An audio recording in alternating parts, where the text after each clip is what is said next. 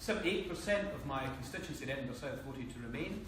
They didn't do so because they loved everything about the European Union, but they did so on the basis that they realised that the European Union provides huge benefits to Edinburgh and Edinburgh South, the financial services sector, our wonderful world-class universities, the free movement of people, and all the issues that we're going to discuss this weekend and have been discussing over the course of the last few months. I voted not to trigger Article 50. I voted not to trigger Article 50 because I thought it was the wrong time. I thought the government should have been more prepared. And I've been tagged as a Ramona, so I'm going to get a badge made that says I'm a very proud Ramona, because we have to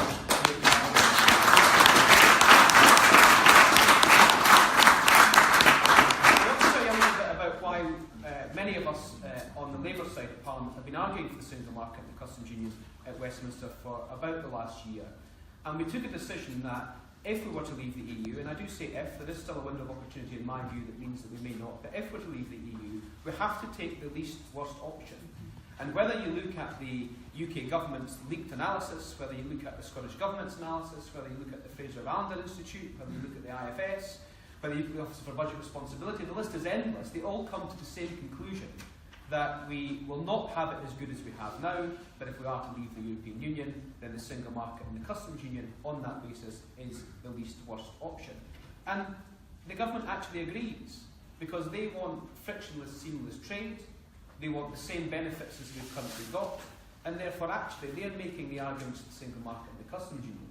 But what they have managed to do is set their own red lines in terms of the process that they will go through in terms of negotiations with the European Union, that means they can't achieve those very goals.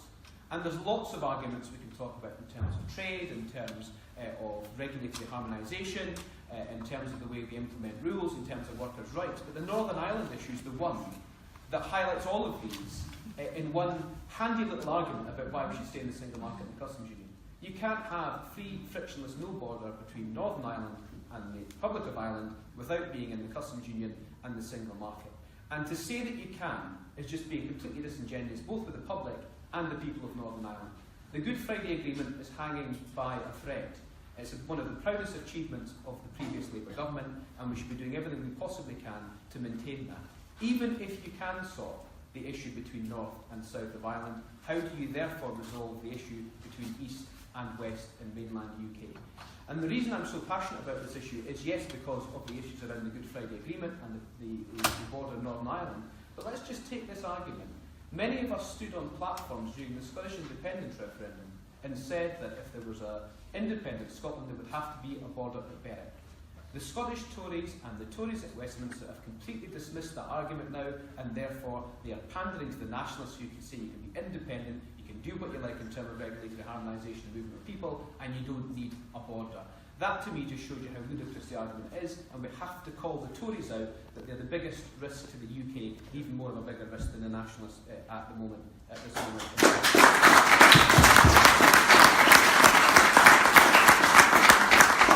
Therefore leaves us, and every single leader of every single other member state, Michel Barnier, the chief negotiator, everyone who's sensible about the arguments at Westminster and pragmatic about the arguments, leave us in a situation whereby if the government stick to the red lines that they've set themselves of coming out of the single market and the customs union, the only two options that are left are a Canada-style CETA arrangement or indeed World Trade Organisation rules. That is the black and white of it. 1 and 1 always makes 2. The government are trying to make it something else. I was in Paris the last 2 days with the Foreign Affairs Select Committee looking at the bilateral relationship between the UK and France. And the French just kept saying to us, we're sorry you're leaving, we wish you weren't leaving, but if you are going to leave, someday at some point the UK government is going to have to tell us what they want, because it's not in the EU's gift, which is a rules-based organisation, to start allowing the UK to cherry-pick what we want and therefore leave the European Union on those terms. So that means if you want to achieve all of the things that we want to achieve with the single market and the customs union. And then let's just turn to Parliament. Take back control was the mantra of the Leave campaign when we went through the EU referendum.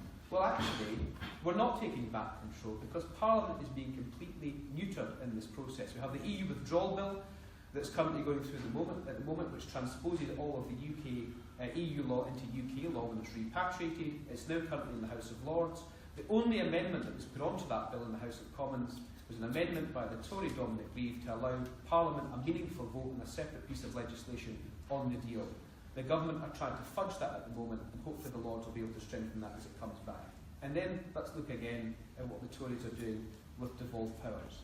The Secretary of State for Scotland, the other 12 Scottish Tory MPs have said that devolved powers elements of that bill are deficient. Their words, not mine.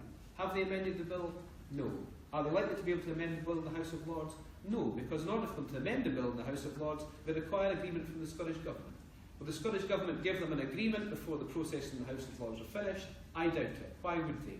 So the bill is going to come back at the House of Lords, and the likelihood is it will be unamended and it will be unamendable.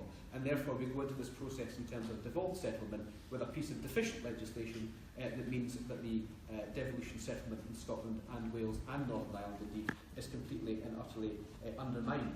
And then we have the trade bill, which is another piece of wonderful legislation, which is transposing the current bilateral arrangements between the EU and all the other countries that they have a trading agreement with into UK law.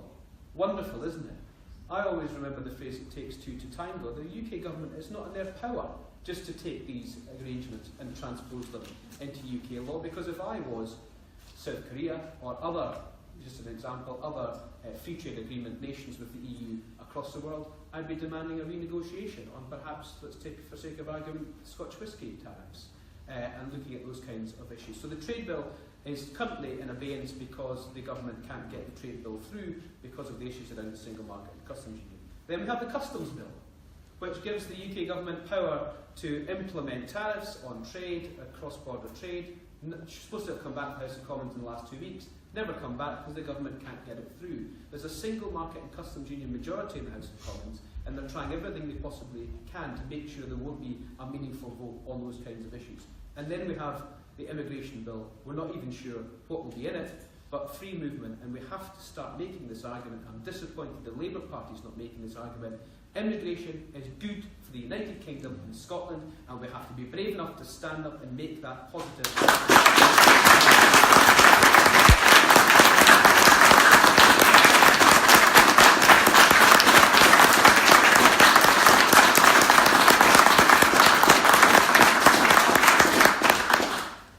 Incredibly disappointed to see yesterday that the only person smiling after that passage of Jeremy's speech would have indeed been Nigel Farage. This is called How Do We Stop a Hard Tory Brexit? All the arguments, all the column inches, all the television programmes, everything that we've read and seen and listened to over the last 18 months, I'm going to resolve today. Let's stay in the single market and the customs union and then move on to other issues. Let me just finish briefly on this.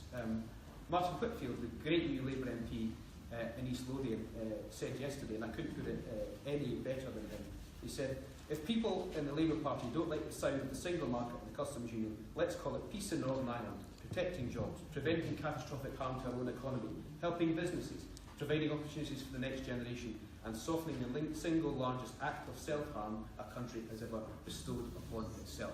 That, to me, sums up in one paragraph why we should be making the arguments about the single market and the customs unions. And I never thought I would be in a position where the Labour Party of this country, the biggest movement for social change this country has ever seen, wants to have a policy that will harm our economy and put the future of working lives and working people in doubt. So let's support the single market and customs union. Let's support what 3/4 of Labour Party members want us to support, and let's do what's in the interest of the party, what's in the interest of the people we seek to represent, but more so, what's in the interest of the country. Thank you.